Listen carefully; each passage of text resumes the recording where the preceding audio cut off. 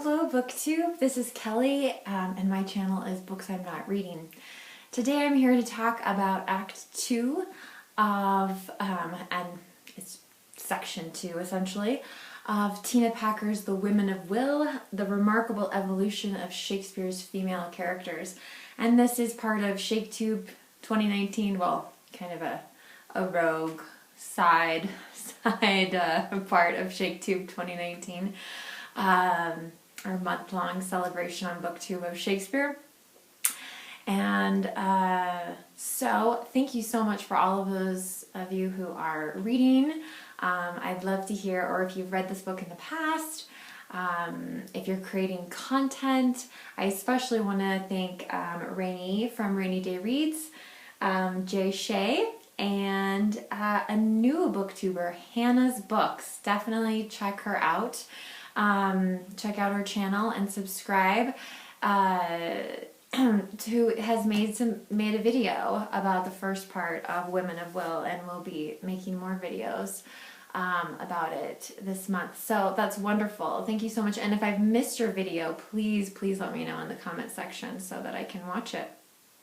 I'm also taking Jay Shea's advice. He said that he'd be reading the Tina Packer book with a grain of salt after Act 1. And I think in Act 2, we need more. We need more than just a grain of salt. We need the whole container. So, rant videos are fun. I don't really want to make one because this whole thing was my idea to read this book. And this second section, which, let me give you the official title, is called The Sexual Merges with the Spiritual, New Knowledge.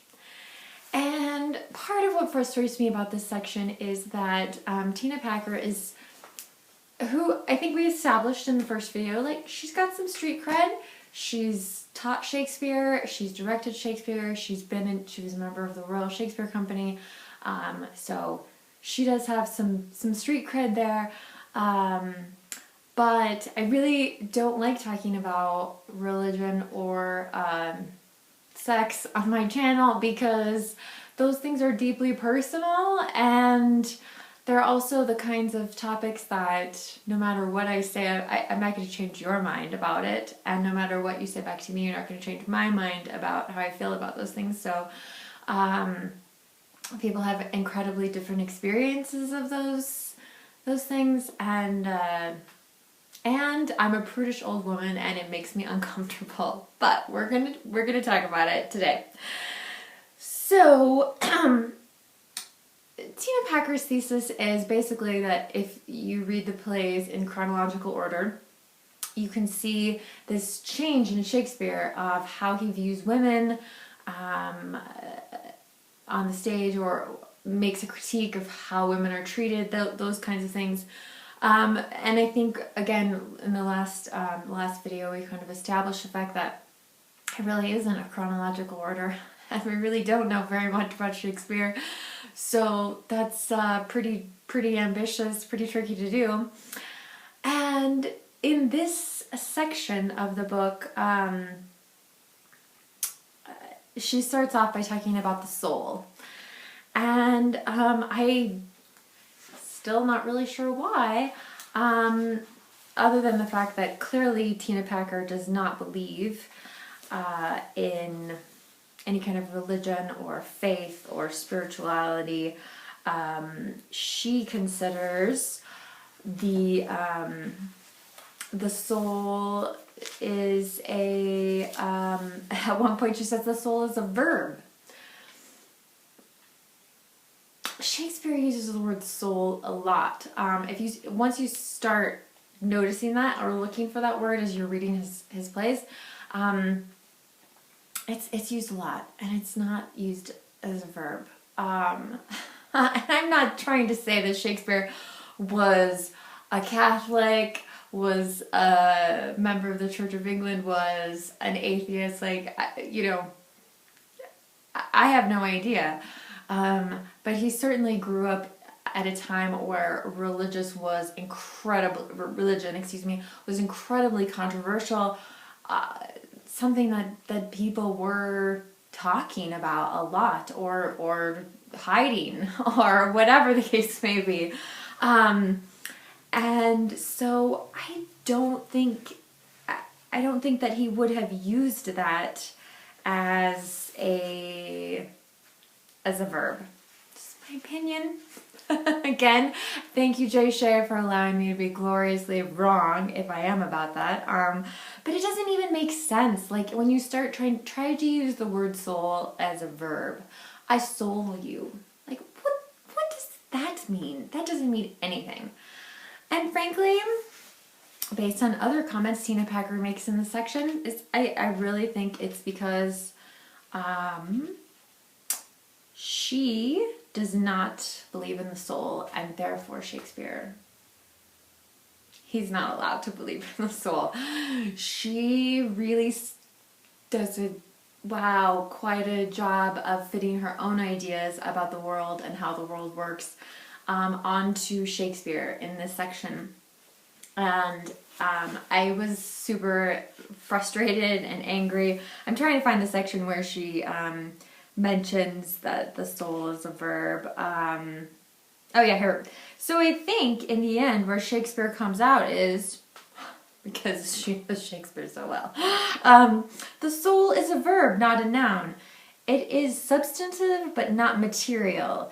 It lives in every breath we take. Therefore, the potential to be open to life is there within our bodies in every moment. The soul is the ability to sustain love, real love, which renews itself in the creative act. It is the maiden phoenix, the bird of the spirit, which burns up itself, which is painful, and out of the ashes creates itself anew, which is often hard but ultimately joyful. It can join with another or many. It feels the body, is deeply erotic, and generates new life. Interesting. Later, she goes on to say, she's talking about Antony and Cleopatra, which was the section actually in this book I enjoyed the most. However, she does feel the need to say, oh my goodness, okay. So she writes, it's Shakespeare's the play Antony and Cleopatra, it's Shakespeare's most committed attempt to see what the possibility for the world could be if we had real equality between men and women. Totally fine. I'm good there. If both had power in the social and political world. Again, totally agree. And if their highest spiritual calling was their sexual passion for each other. I tell you what, when I read that, I was just aghast and horrified. I mean, really, like, and Tina Packer's no spring chicken.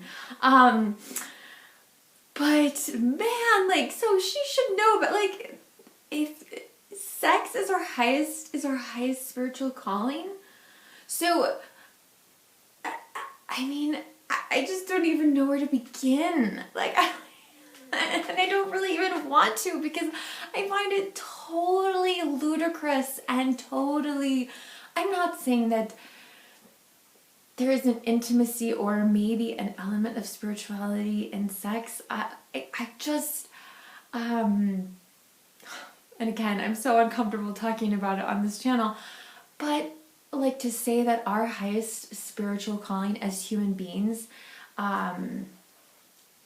is sexual passion, I find that just so maddening. What about the people in the world who don't have any sexual attraction for anyone?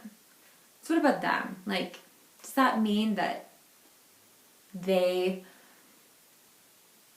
don't have a high spiritual calling? They'll never achieve the highest spiritual calling? I really think that there are many, many ways in the world in which that we can demonstrate our highest spiritual calling. And I frankly don't think sexual passion is one of them. Oh, it's just, I mean, I'm hoping that this section of the book was the low moment. Okay, I hope we've touched down the bottom of the surface, and from here we're gonna rise up, because the next section actually does sound really interesting, and it's called Living Underground or Dying to Tell the Truth. So I think that sounds really interesting, and I am excited to read that. I did, like I said, I did enjoy the section for the most part on Antony and Cleopatra, but her statements, you know, her argument again is that